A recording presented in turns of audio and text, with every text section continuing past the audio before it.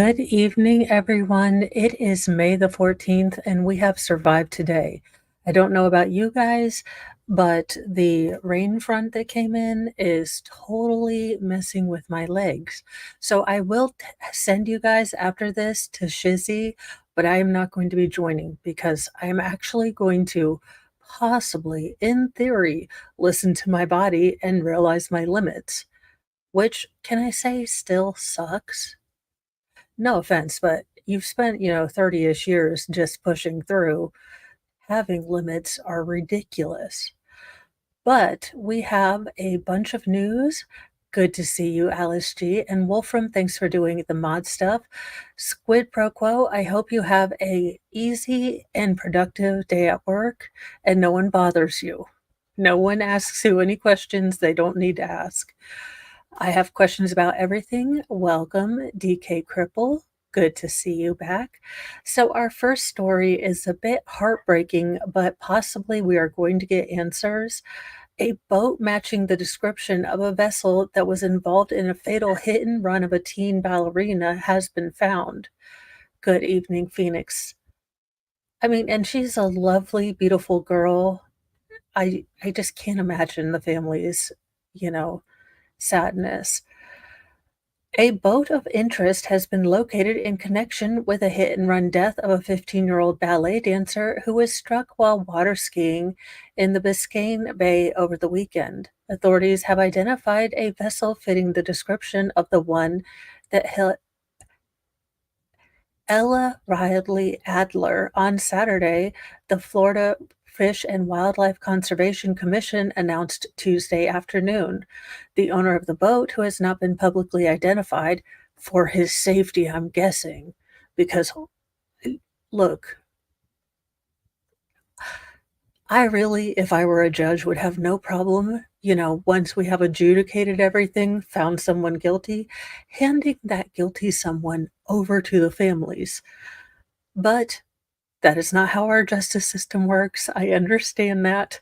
But, in cases like these, I'm kind of okay with it. Look, my my foundational principles can be ignored over my irrational, emotions. The is cooperating with the investigation, the statement said. Ella was enjoying water skiing in a trip off of Key Biscayne's Nixon Beach when she fell into the water while being towed, the Florida Wildlife Conservation explained. She was then hit by the center console of an oncoming boat, which did not slow down or stop, witnesses said. Now, I will try to be fair. I don't know how quickly you can stop a boat. I mean, I'm pretty sure it's kind of like the Titanic, and you can't stop or move a boat as quickly as you could a car. Welcome, Captain Kern and Audio Coffee and D. Robertson. I hope you are all having a good evening. So I don't know how quickly he could have stopped. He or she Zimmerzer. Look, I am not predicting anything in this year of 2024. Tammy, I'm glad you survived another physical therapy bout. The Miami City ballet dancer was left floating in the water with what first responders described as a lot of blood coming from her body. I mean, look, I'm not a physiologist, but you times the speed times the weight of the car, and it comes up with some sort of astronomical number of newtons that you're putting on the body, and you just can't survive that. The teen was still wearing her life vest and water skis when the boat, described as a light blue vessel with a dark blue bottom, plowed over her. You are, quote, you are taken from us way too soon, and the world has been robbed of all the things you could have achieved. But you will always be here with us, and your family and friends will carry your energy and spirit forever. Ella's father, Matthew Adler, wrote in an emotional letter that was read at the dancer's packed funeral on Monday. I don't understand why you wouldn't stop. I mean, I would be horrified too, but if it's kind of like what I said before, you can't stop a boat on, the turn of a dime. I don't know why you weren't paying attention to your surroundings to see someone water skiing, but that is a whole other point. You just left her there. Just awful, gross butt monkeys. Ella, who appeared in over 100 performances, we're going to remember her like this, not with the boats. But look how beautiful she is with her family that, she just looks like any normal teen. And I don't understand why you wouldn't stop. She was in over 100 performances with the Miami City Ballet and took on a role in her school's production of Chicago before she died. One friend told the crowd at Temple Beth Shalom in Miami Beach. As the investigation is ongoing, the Florida Fish and Wildlife Commission issued an ongoing appeal for witnesses who saw the hit and run or may have captured video of the incident. Good night. I hope that everyone is just wrapping, love around this family. I can't imagine. I just can't. And yeah, it's just, again, I can forgive many things, but not stopping is one that I would have to work on. Good evening, Patrick W. Our next story is a little odd. I didn't know that you could Instacart from death row. I mean, hey, if it's your final meal, it's your final meal. I just didn't know you could, Uber Eats to death row. A Georgia Instacart driver says she attempted a food delivery to a prison for a death row inmate feast. I mean, some people have mixers, some people have death row parties. I don't know. A delivery driver is attracting attention online after she claimed in a TikTok video that a food order she picked up was requested to be delivered to a prison for a death row inmate.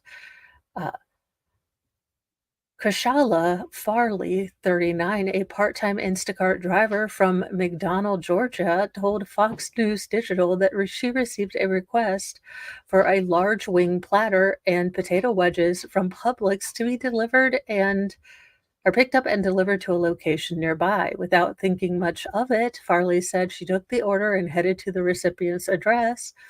When she realized she was driving to Georgia Diagnostic and Classification State Prison in Jackson, where the male death row inmates are housed. I mean, welcome, Slatty Pie. I mean, who among us hasn't delivered a final meal? She was directed to see Chaplain Miller for a death row inmate, according to the Instacart order notes that showed on her app. Quote, my initial reaction after reading the delivery information was, I thought I was actually delivering a last meal to an inmate, Farley said. Farley said when she arrived at the prison, a correctional officer asked her to pull her car forward so that her delivery attempt could be reviewed. Welcome, Tim. Quote, I read it off and gave them the name, and I told them the person that they told to contact me was Chaplain Miller. Farley told Fox News Digital in a statement sent via text message. Once they saw it, they told me that they couldn't receive that particular order. Farley said she was advised to give the food away or donate it since officers would not accept the order. The wings were kept, and me and my kids enjoyed a nice evening meal. Well, that's good. I mean, you know what? For a hardworking mom, sometimes that's the biggest gift. I mean, not that I want to deprive someone of their final meal, but, when you have to go home and food is already taken care of, it's kind of a great thing. Farley recorded herself explaining the incident and posted the video on TikTok, where it garnered more than 590 views. The food order totaled $15.66, and Farley received a tip of $3.23, according to screenshots from her batch summary, which she shared with Fox News Digital.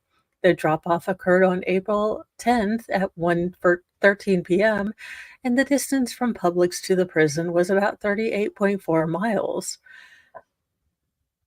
Farley said the bizarre moment ignited a mix of emotion from her thinking that she was delivering someone's final meal to confusion about whether an inmate had ordered food himself through Instacart from a mobile phone. I mean, well, I think what happened, Ghost Street, and what they're theorizing is that someone brought in a prison pocket cell phone, tried to order himself a meal, and, since inmates aren't supposed to Uber Eat, I guess they wouldn't accept it. That's kind of what I'm getting from the article, but I could be totally wrong. Uh, quote, "Never am I laughing at the inmate's situation as I wish that on no one, but the humor of it all just got me laughing," she said. I mean, it's just absurd enough to be hilarious, and no one really gets hurt, but you're thinking, "This is just dumb enough to be true in the year of our clown 2024." A Ohio man is a giant dingleberry.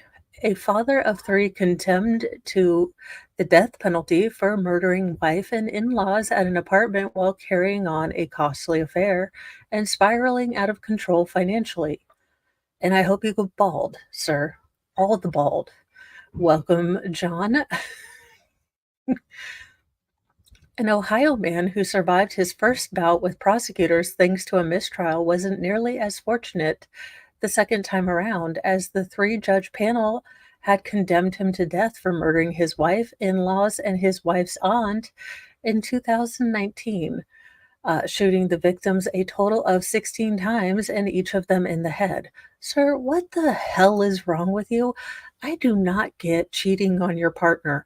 If you are that done, then say goodbye and don't hurt someone like that. I mean, Butler County Common Pleas Court judges Keith Spieth, Greg Steffens, and Gregory Howard agreed Tuesday that the 41-year-old Jupreet Singh would face capital punishment for the aggravated murders of his wife, Chandalikrit Kaur, 39, his wife's aunt, Amarjit Kaur, 58, and his father-in-law. Uh, Look, y'all, this name, I've already I've already butchered these names, so these are all the names, and this is the father-in-law's name. I am not going to try to butcher them anymore, but basically, these are the victims that he took from the world.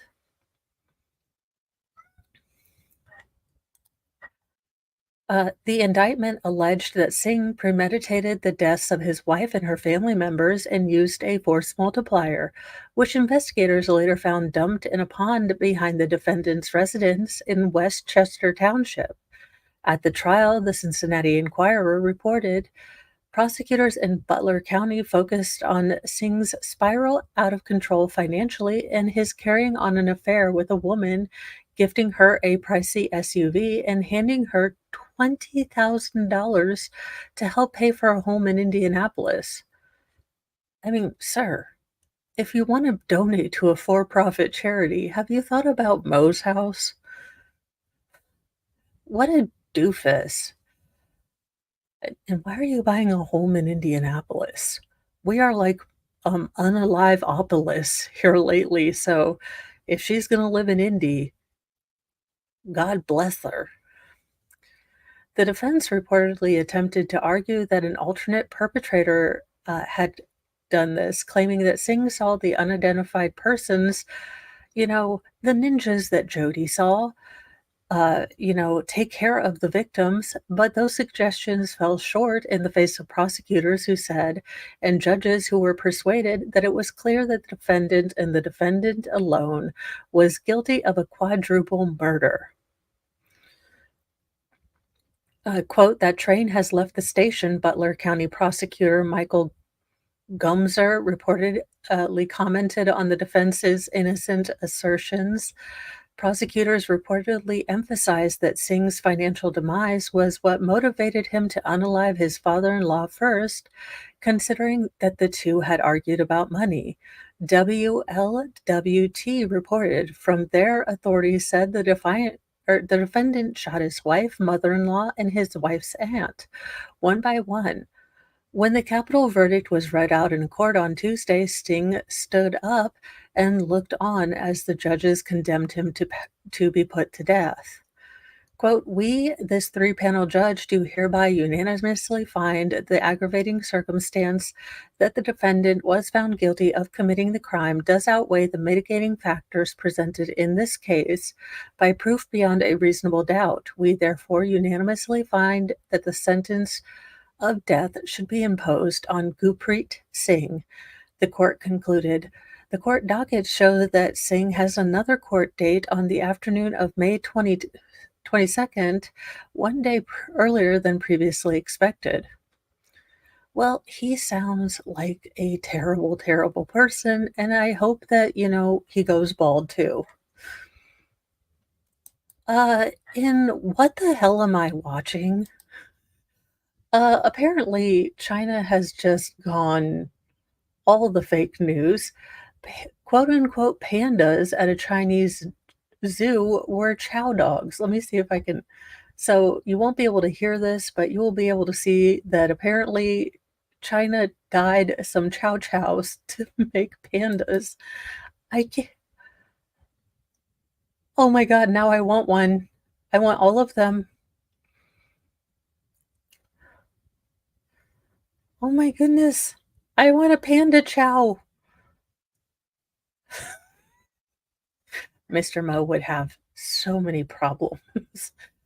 A Chinese zoo exhibit is being criticized online after visitors complain that the animals in the quote unquote panda exhibit aren't bears at all, but they're painted chow chow dogs.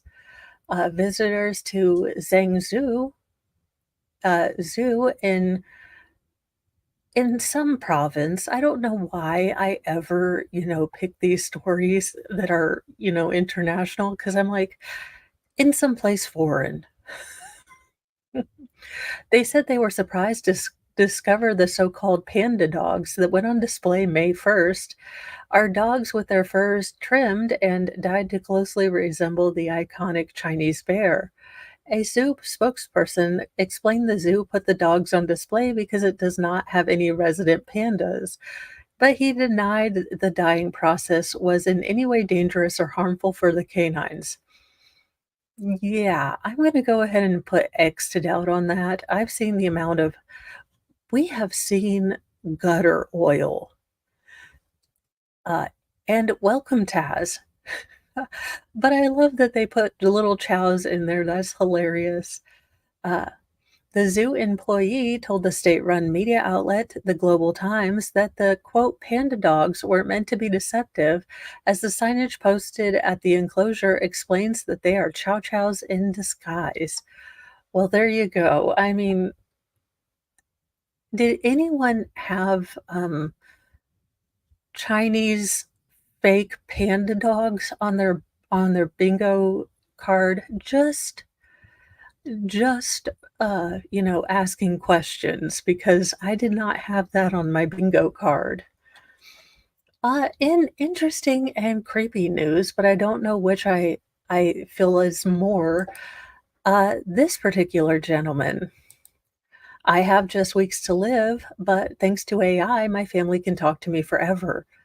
This sounds like some Black Mirror crazy. Was that movie with, Johnny Depp where he gets all, weirded into the Matrix or something? I don't know.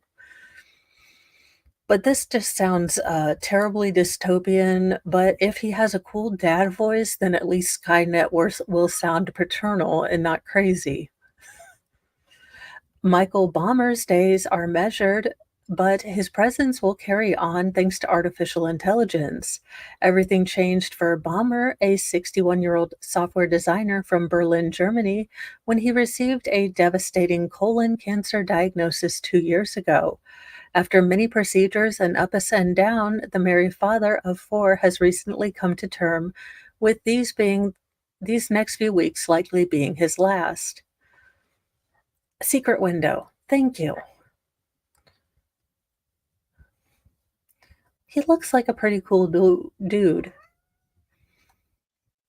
but his family may never truly have to say goodbye. Boehmer meticulously input his intimate recollections, speech patterns, and overall knowledge into a first of its kind sophisticated AI program, one heavily expedited to be complete before he passes. Quote, "It's giving me the opportunity to leave my memories in the vault," he told the Post. Weeks of testing the novel AI have shown spot on accuracy in how it can rationalize and speak as Bomber would. Y'all, look, I don't want final form Jesus to come down or nothing, but this is sounding a little bit weird. I'm not gonna lie. This sounds like when Skynet appears, and I'm getting really tired of everyone using the AI and teaching it sarcasm because that's gonna put me out of a job. Let's see. Bomber's decision to directly input his likeness into a computer is eternal, but the terminally ill yet optimistic father said there's a simple reason why he agreed to it all.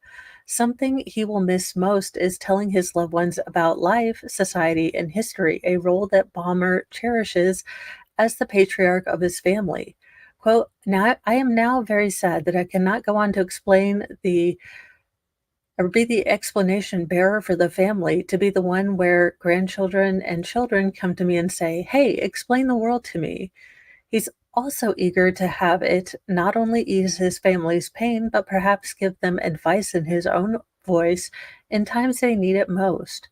Now, through this emerging technology, he can do just that in perpetuity. Okay, what is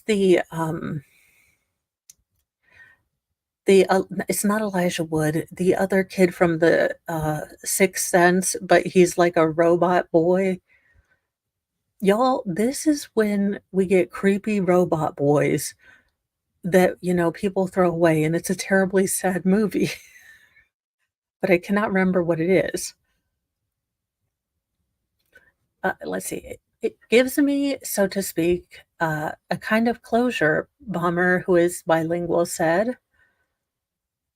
In the beginning, it all began in March when Balmer posted an emotional note on social media revealing that his time was running short.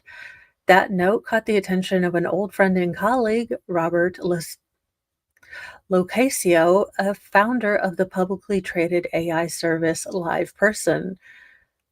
Robert, motivated by the loss of his own father, had spent a year developing Eternos Life, an AI program that allows people to interact with a digital replica of their loved ones through their voice and words. The user friendly format is practically identical to writing prompts with ChatGPT. Y'all, it sounds like it's going to be easy, but Lord knows look, even these simple tutorials seem to overestimate my skills. I am still working on how to make a damn screenshot. So I feel like if we uploaded Mo into the computer, it would just, well, it would just die. It would just explode because there is no part of Mo that should be connected. Haley Joel Osment, and it was some creepy, uh, he was like a replacement kid because their kid was in a coma. Jude Law was in it, and he was, well, he was a servicer of the women, but he was also in automation. I hate this. I used to be able to remember everything. Now I'm just like, it was that thing with the thing, and they were there.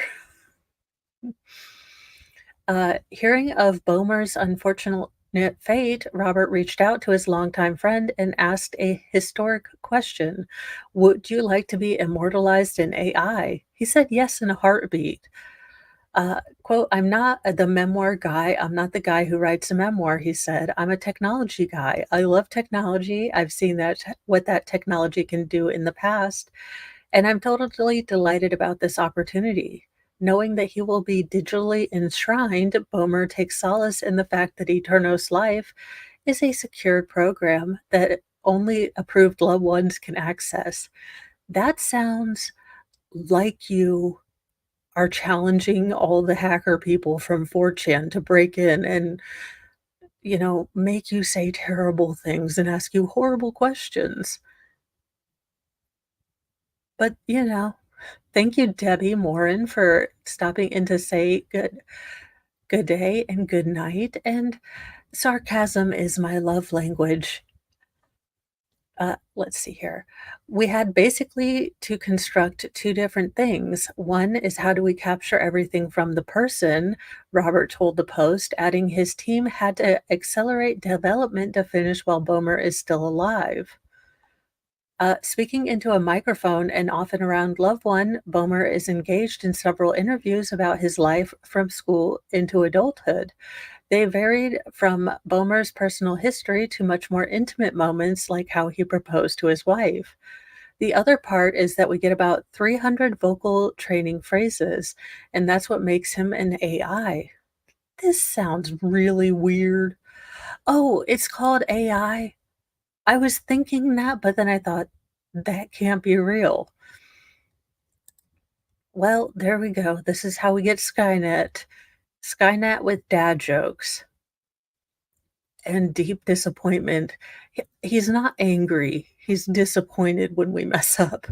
Skynet dad mode. Let's see, Bomer would raise phrases with specific emotional inflections so that he sounded way different saying something like close the door than he would from I love you. He and his whole family were floored about how the program was able to accurately capture his essence. Quote, we were sitting here doing the first test very early in the process, and my wife said, Hey, this is you, Bomer said, mentioning it was also spot on with phrases he's never spoken in German and English. Oh, he lost his locks. I'm glad he does get to spend more time with his kiddos, and I can only imagine that this will ease, as much as I joke, this will comfort and, keep them, you know, with good memories. Even though um, this is something that they expect to happen, even a passing that you think you have gotten yourself ready for, it hits different, and you think that you can logic your way out of it, and you can't. So, as much as I joke, if this helps his family, I'm okay with Skynet having dad jokes. I am. Robert explained that the AI works in 3 parts, talking about life and times of Bomer, allowing his virtual self to advise those interacting, and the third, imaginative mode, to tell bedtime stories or write things like a touching poem to his wife. I don't think Mr. Mo would ever write me a poem just because it would never come to mind and I'd never ask. But, no one has participated in such a sophisticated program to the extent Bomer has, Roberts said. The technology is moving quickly. Eventually, we're going to move on to him as video, likely as real as a person, Roberts said. But for the high quality we want, we are only at voice right now. There are other AI programs dedicated to memorializing humans forever, but Eternos Life said it will be the first to use machine learning to create reason like a user would. And Sal, thank you so much for being a member. And I have my Nancy Pelosi uh, knockers mug right here. Uh, for the deep lore for new people, for some reason, my love language is to send Mr. Mo randomly uh, the picture of Nancy Pelosi in a swimsuit. You know what? He saw the ride and still bought a ticket. Mr. Mo knew what he was getting into. So Sal got me this mug last Christmas with the Nancy Pelosi infamous, boobage. Pray for Mr. Mo. He has to live with me. And thank you, Phoenix, for being a member for 5 months. The company also noted that the program has enough intuition to maintain the values the person abided by during their life, essentially allowing the person to live on in digital format.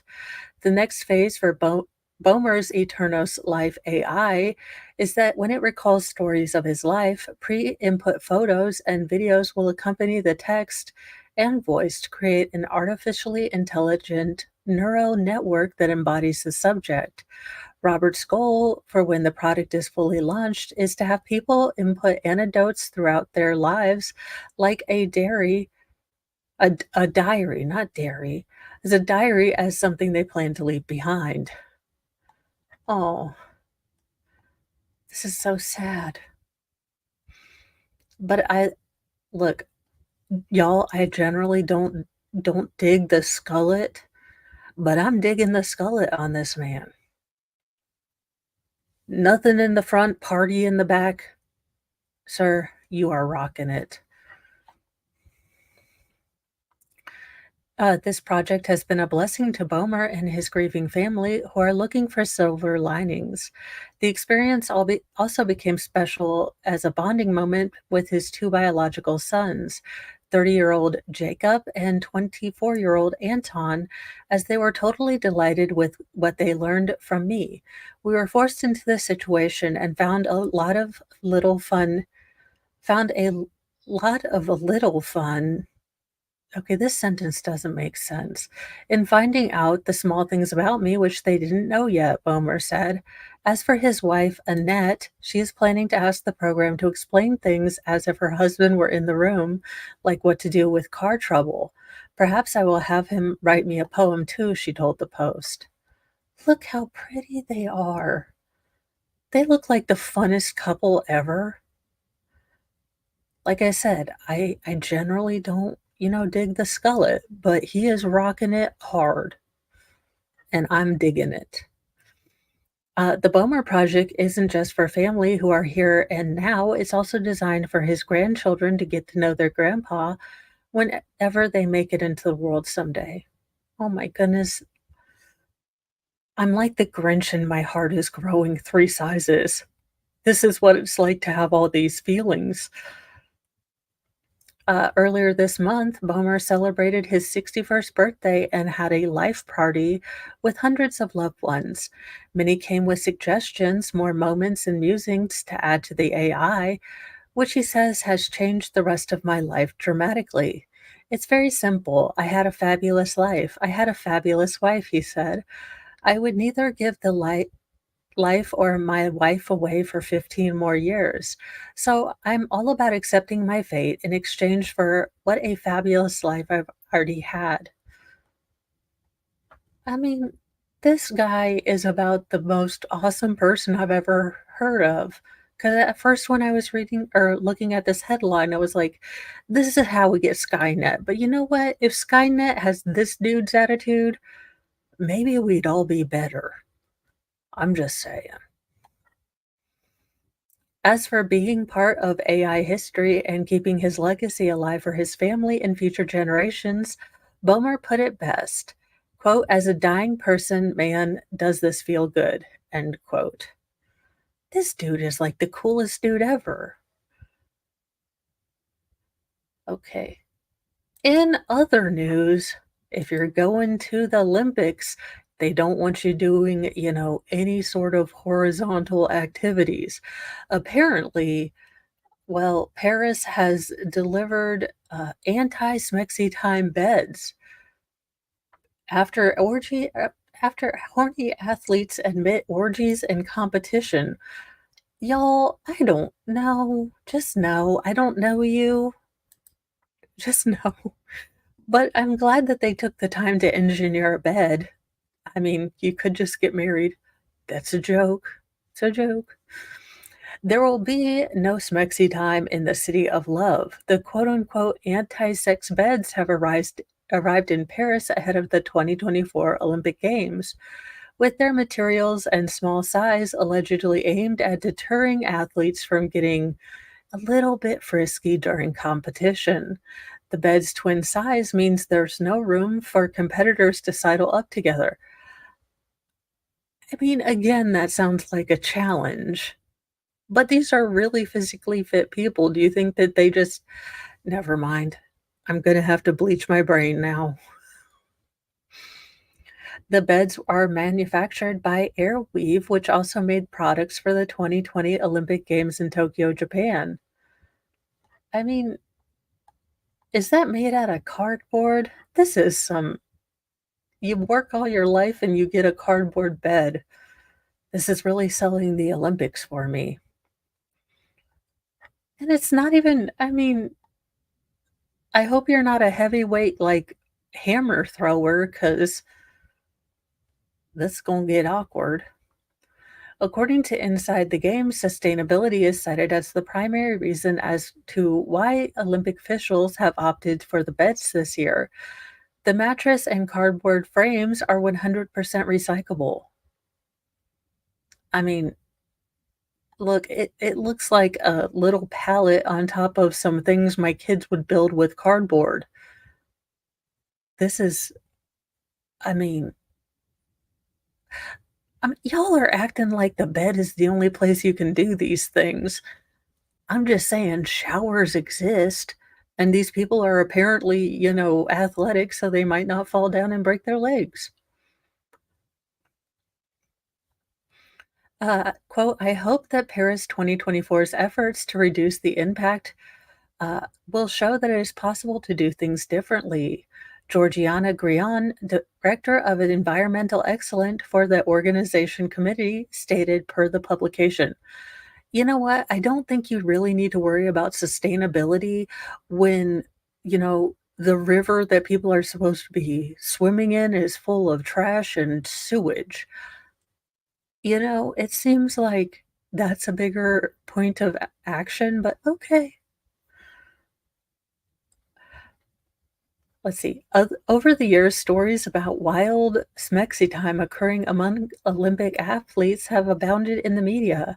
Table tennis player Matthew Seed previously told the Times of London that he had a debaucherous time at the 1992 Games in Barcelona, Spain, saying, quote, "I got laid more often in those 2.5 weeks than the rest of my life. He also came home with gonorrhea syphilis." Okay. This is how we get monkeypox and, like the bird flu pox. Y'all need Jesus. At the 2012 Games in London, one anonymous athlete admitted to having a foursome with a male teammate and two women at the Olympic Village, according to the Mirror. Jody Arias, how uh, would we do the Provo push in that? I don't know, because you need 3 people for that, and I cannot believe that that actually exists.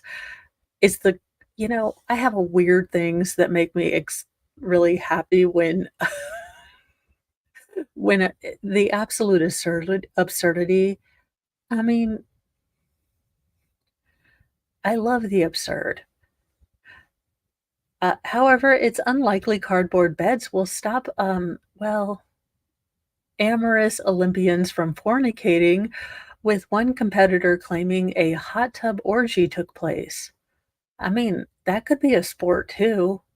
Olympics, if you're worried about funding, have you thought of OnlyFans? I'm not saying it's good with Jesus, but I'm saying we could probably fix our deficit problem. The Mirror also cites a U.S. two-time gold medalist saying, quote, "I've seen people having smexy time right out in the open, on the grass, between buildings. People are just excited." Welcome, Giraffe Girl. I mean, yeah, I think at this point it's more of a teenage thing, like, hand them out gloves, no glove, no love, no means no, and then, just spray everything down with bleach. Do not go in there with a one of those black lights. You will be horrified. Actually, that I want to do that. Sell blacklight tours for weirdos like me who would be grossed out and have cringelarious time. I mean, seems like a way to make it pay for itself. Corey Richards seems to be in a world of trouble, and there is a documentary coming out. Watch a murder documentary and snuggle. Oh, never mind. This is what she's saying. Prosecutors detail case that Greeth grief author poisoned husband over money and pursued a new life with her lover. I mean, yeah, I know, that's what I'm saying. I would totally do that, and I don't know why, and I'm sure I need all the therapists to tell me, but I would do that because that just sounds I'm just waiting for, like, the ceiling. If you've seen Daddy Daycare, you know the scene. Ahead of a preliminary hearing, Utah protest or prosecutors went to great lengths to spell out just why they believe Corey Darden Richens, a mother of three, must have unalived her husband, who was quote unquote poisoned by fentanyl laced Moscow Mule. Moscow Mule is like the best drink that I like that. Why are you tainting it? At his Francis home in March 2022, just 1 month before her arrest in 2023, Richens, now 34, portrayed herself on the local news as a wife and mother turned widow and grief author, claiming that she was trying to help the three sons she shared with the 39-year-old Eric Eugene Richens better understand and cope with the loss of their father. A short time later, Corey Richens became a murder defendant. From the start, Summit County prosecutors alleged that Richens, quote, intentionally or knowingly caused the death of Eric by means of administration of a poison or any lethal substance, or any substance administered in a lethal amount, dosage, or quantity, specifically fentanyl, and the defendant even attempted to poison her husband on Valentine's Day. Okay, did he just get her a candle or did he get her, like, a treadmill? He answered that "Does my butt look big?" question wrong. Again, if you're unhappy, get a divorce. I don't get it. I don't get it. So she tried on Valentine's Day, 2022. Then she tried again weeks later and succeeded. Prosecutors further said that Richens had a second iPhone in a dresser drawer next to her bed that she allegedly used to conduct incriminating internet searches that fixated on money. How does the FBI do investigations? And what constitutes a lethal fentanyl dose? Ma'am, if you have a secret phone, once you shuffle your husband off the mortal coil, you bleach bit that shit like Hillary Clinton with a hammer. I mean, I'm not the smartest person, but even I know that. Quote unquote, luxury prisons for rich in America, women, Utah prison. Can cops force you to take a lie detector test? Death certificate says pending. How will life insurance pay? FBI analysis of electronics is an investigation. When does the FBI get involved in a case? How long does life insurance company take to pay? How to permanently delete information off a phone remotely? I mean, y'all, now these look like the mad ravings of me trying to understand how to take a daggone screenshot. But if you looked at my computer, you would just see someone who's horrible with tech and possibly laugh. In a brief for Judge Richard Merzack, prosecutors have shed even more light on their theory of the case. In summary, the state maintains that Corey Richens was, quote, in financial distress, end quote, at the time of the murder, and that she was planning a new life with her lover, allegedly telling that man that she and Eric were headed for divorce. Prosecutors said Richens continued to pursue the romantic relationship even after the failed Valentine's Day poisoning, even after Eric Richens believed, quote, my wife tried to poison me, and even after her husband's death. Prosecutors said that as early as October 2020, Richens and her best friend had texted about some $250,000 Corey owed Eric after taking out the home equity line of credit on his premarital home in Utah. Quote, I don't know what to do. He thinks I owe him money, then that's fine. I'll pay whatever he thinks I owe, and then I'm out. It's getting a little out of hand, Richens allegedly texted, "How much did you take?" The friend replied, quote, "A lot," the defendant allegedly answered, explaining that, quote, uh, "It will take me a couple months until my investments pay out before she could pay back the 20 or $250,000. So I gotta be top-notch careful," she allegedly added before stating her goal was, quote, "making sure child custody is going to be at least 50-50." But Corey Richens only continued to rack up debt to the tune of $3.1 million. Dollars. How many Sailor Moons is this woman buying? What the hell are you buying? Did you get, like, a new bionic leg, some abs implanted, a new personality, like teeth whitening and a mommy makeover? $3.1 million. Look, I think I am hot spending when I save up to get a $200 replica of a scepter, which really I don't need, but oh my god, it lights up. You know, I completely think that's a splurge, but this woman's like, "No, put 3 mil cool right here." Look, unless she got, like, a grant for Mega Starlink, I have no idea what the hell she spent that on. In our final story, this is petty level, uh, final form. This man this man is my hero.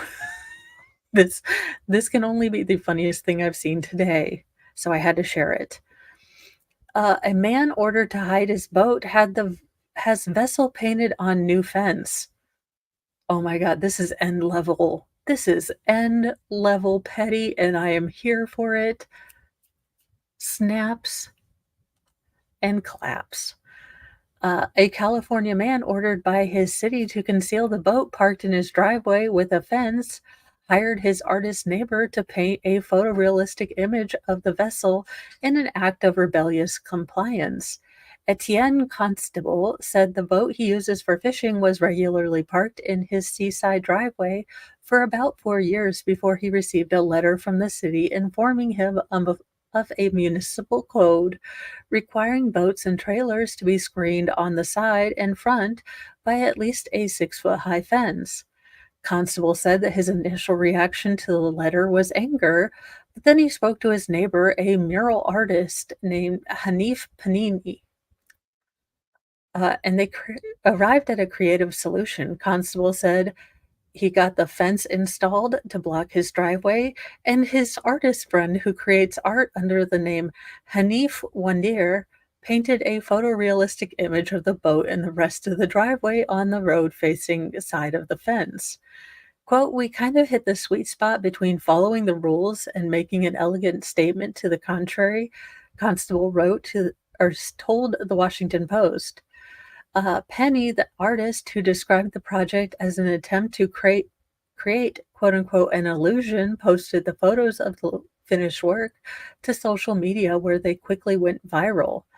Quote, "I'm in favor of generating a discussion and making people smile," Constable told KS BWTV. "The reaction is extremely more than we ever expected, and we're both just tickled about it." You know what? These two sound like awesome people. They sound like me. They would go to the Olympics with a black light. God bless us weirdos and people that think a little different because we make awesome petty moves like this. This is elegance, snark, wit, and heart all together in a magnificent piece of work. The project earned fans, including Nick Borges, Seaside acting city mayor, who called Constable to compliment him on the creative solution. Borges said he'd seen some photos on social media before he realized they were from a local home. Quote, "I thought, wow, that's pretty creative. I laughed at it, and then I started getting calls from local media," Borges said. He said the letter received by Constable was a result of actions taken last year. Voorhees said that the city received numerous complaints about lax code enforcement, so they had to hire someone to investigate and contact violators. Who in the hall monitor nanny state is bitching to the state about some freaking boats? You're in Florida. I'm sorry. I don't know what to tell you. But I mean, why are some people Randall from Recess? I can't. Always telling Miss Finster what's going on. I mean, I don't get it. Borges said Constable's case was closed when the fence was installed and no further actions will be taken. The only action I'm going to take is a high five, and that's it, Borges said. So we ended on a good note, and I am sending you guys over to Shizzy a little early. Uh, I am going to go intend to work on notes in my, laying down, but what I'm probably gonna do is continue to search really cute cat trees because I can't decide if I want a goth cat tree or a, sunny side niceness, so I think I might get a small one of the goth and then a big one of, something funky. That way he can choose violence or not in, the day. But it just tickled me to I showed those to Valhalla, and oh my goodness. So we have, 5 cats because, with 6 kids, everyone wanted a kitten, and then we stopped at 5. The only thing with the goth is that the kitten is black and with a little bit of white right here, so I'm afraid he's gonna get on the goth, cat tower, and then I'm not gonna be able to see him. But we definitely will probably get both because I can't make a choice. I can make no decisions about it. I want them all. So, any hoozle. Yeah, I'll probably show you guys and put them in a community post, kind of what I'm thinking. But Mr. Mo is like, you do not need a goth cat tree. And I was like, I said the word goth and cat tree together. It, it definitely must happen. Yeah, I'm going to probably put the fluffy critter cam back because I think if I get a new cat tree, the other cats, once they get used to him, will wanna hang out in here again. So, I will see you all tomorrow morning. Have a wonderful evening with Shizzy. I am going to go lay down and get a heating pad, because this rainy front just is all the grossness to people's joints. I will see you in a little bit, and I will be here in the morning. Have a great evening.